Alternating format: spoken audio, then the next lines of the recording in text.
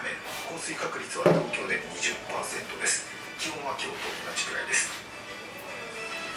1週間の天気見てみますと、今週は水曜日、木曜日に傘マークがついています。気になるのは台風23号ですが、今朝6時現在、四国沖にあって北東に進んでいます。中心気圧は992ヘクトパスカル、中心付近の最大風速は25メートルで、明日明け方から昼前にかけ、今まで陸地が限られてますからね、水の確保というのは大変だということは皆さんも分かると思いますが、これがまた今回の台風の影響で使えなくなったということですよね。海上保安庁が400トンの水を運んでくれたそうですが、見習いとはいえ社員なのであまりフォローするということもね、あまり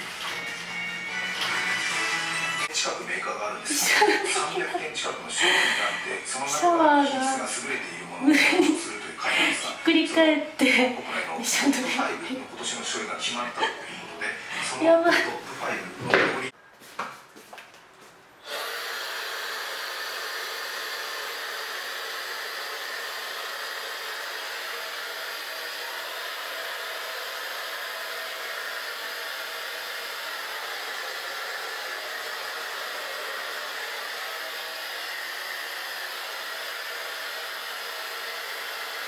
なんせ10点満点中の16点なので、胸がワクワクするだけでなく、なんとなく手足がしびれまで感じるレベルです。